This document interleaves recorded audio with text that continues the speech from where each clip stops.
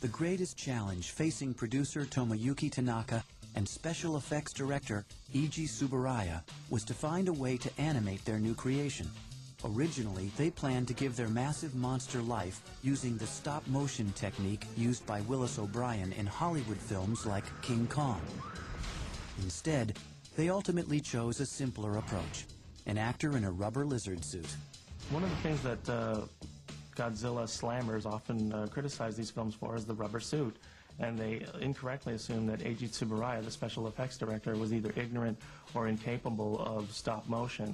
In fact, he loved King Kong. I'm sure in a perfect world that would have been his first choice, but he had neither the time nor the money to do it that way. So they came up with this ingenious way of recreating massive destruction, which was to create a rubber suit, a latex costume in which an actor could get inside and basically destroy Tokyo by hand and foot and tail. I knew that Godzilla was basically a guy in a suit. I could sort of see when stuff was fake, but it doesn't matter to me. That's one of the charms of those early films.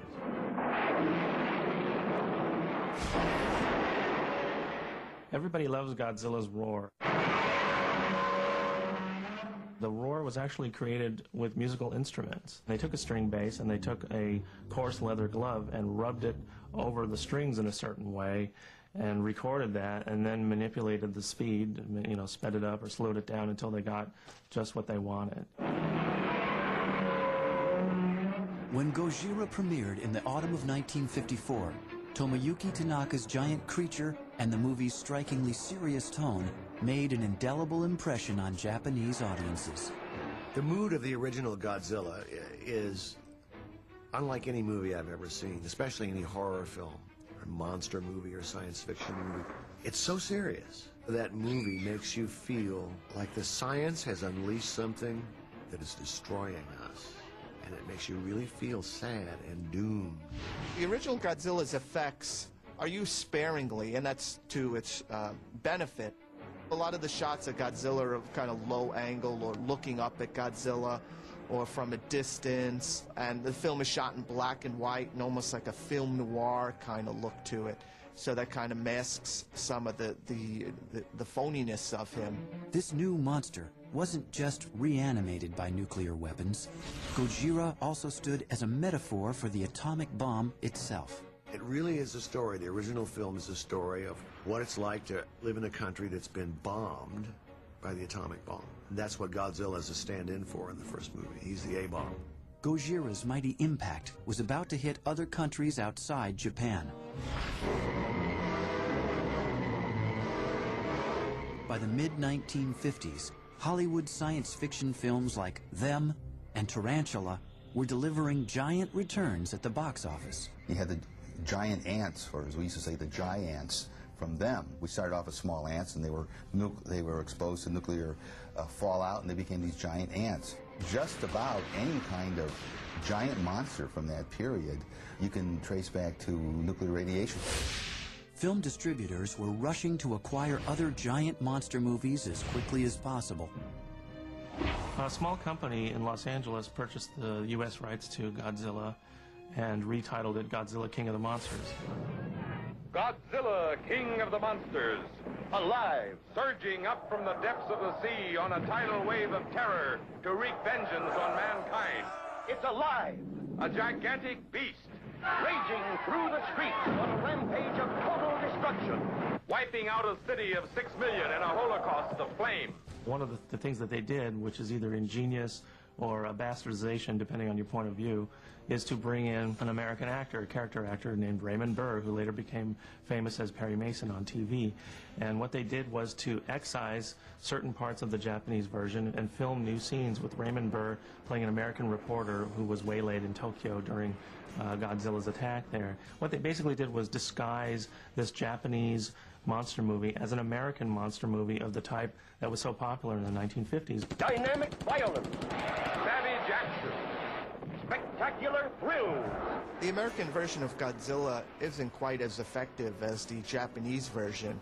Most of the metaphor is missing. Most of the statements against nuclear testing and the H-bomb and atomic bomb testing was dropped from the film.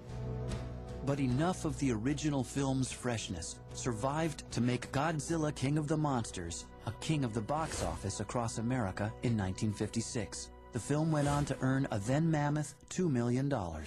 But even before Godzilla reached American shores, Toho Studios was already at work on a sequel. Released in Japan in 1955, Godzilla Raids Again paired its title monster with a new sparring partner, a four-legged spiny back brute called Angulus. Godzilla Raids Again came to the United States about 4 years after it was released in Japan, and it was changed to Gigantus the Fire Monster in America. And no one seems to know exactly why the name Godzilla was changed to Gigantus for this film. Here's motion picture adventure and excitement to stagger the imagination. The fantastic fire monsters raging out of the flaming bowels of hell. Mighty Gigantus, the battle of the ages. Scenes and sights and sensations beyond anything the screen has ever shown.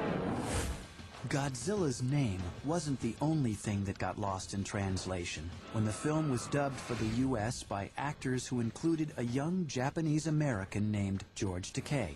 In Gigantus, there was one word that we had tremendous difficulty getting the meaning of and finding an English word that fit the lip movement. The Japanese word was bakayaro, which means stupid fool. And finally, the director came up with a word, and we tried it, and it fit. The English word was banana oil. You're so brave, Tsukioka. Absolutely, darling. Ah, banana oil. I was desperate and worried and anxious.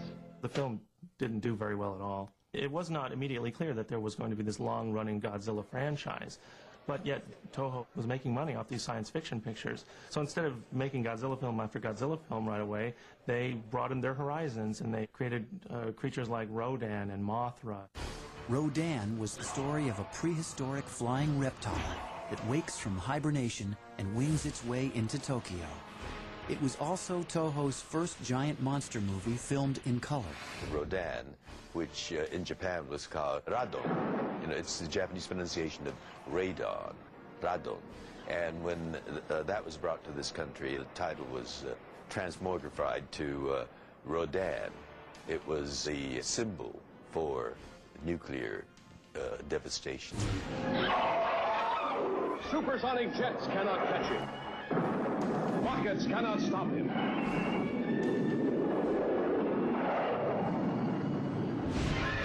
In 1961, the beautiful and mysterious Mothra beguiled audiences with his mystic charm.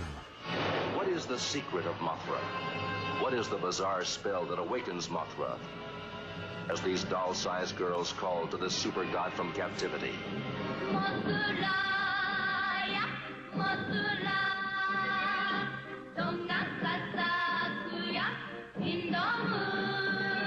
It was a big box office success, and probably because of the appearance of the two twin fairies that enchant Mothra and sing the lovely song that awakens Mothra. The movie was extremely popular with a female audience in Japan.